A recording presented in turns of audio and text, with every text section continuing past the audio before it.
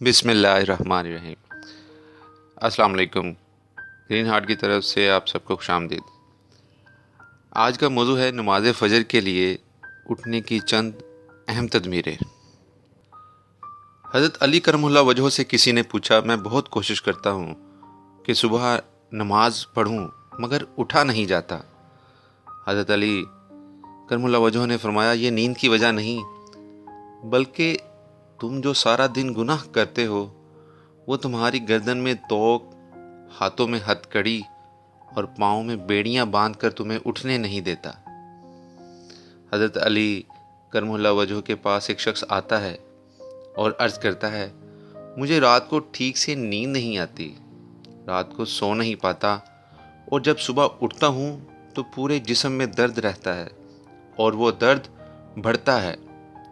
جب وہ اپنا درد حضرت علی رضی اللہ عنہ کو بیان کر چکا تو آپ نے اس شخص سے فرمایا کہ اے شخص، رات کو پانی پیتے ہو تو پانی پینا بند کر دو، کیونکہ ایسا کرنا صحت کے لیے انتہائی نامناسب ہے، اور رات کو پانی پینے سے جسم میں ایسا درد شروع ہو جاتا ہے، اگر اللہ پاک اسے شفا دینا چاہیں تو دے سکتے ہیں، ورنہ اس کا علاج ناممکن ہے۔ اگر سہولت ہو تو دوپہر کے وقت آرام ضرور کریں، یہ سنت ہے اور اس سے فجر میں اٹھنے میں بڑی مدد ملتی ہے۔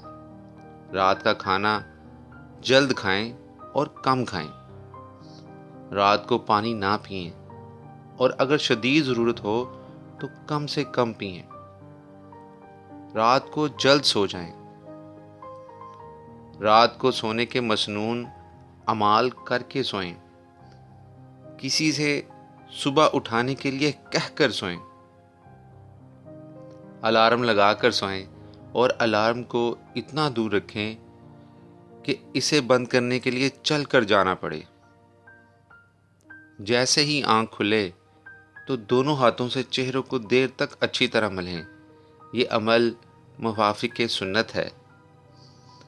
نیند سے بیداری پر ہمت کر کے فوراً اٹھ کھڑے ہوں، نفس کے اس تقاضے پر ہرگز عمل نہ کریں کہ ابھی تھوڑی دیر اور آرام کر لیتے ہیں پھر اٹھ جائیں گے، اسی طرح نماز قضا ہو جاتی ہے۔ اللہ سے مدد چاہیں، فجر میں اٹھنے کا پختہ ارادہ کریں، اپنے اندر الارم لگائیں، یعنی کہ دل میں اپنے ایک نیت بنائیں اور اللہ سے دعا کریں کہ یا اللہ، خلوص نیت کے ساتھ کہ یا اللہ میری جو سی ہے نا، مجھے نماز فجر پڑھنے کی توفیق عطا فرما۔ آپ یقین مانیں آپ کو غیب سے مدد ملے گی، اللہ تعالیٰ ایسے فرشتے مقرر کر دیں گے جو آپ اٹھ جائیں گے۔ آپ سب کے قیمتی وقت کا بہت شکریہ، اپنی دعاؤں میں یاد رکھیں، چینل کو سبسکرائب کریں، ویڈیو کو لائک شیئر کریں۔ اللہ تعالیٰ آپ کو آسانیاں دے اور آسانیاں بانٹنے کی تقسیم دے۔ فی امان اللہ۔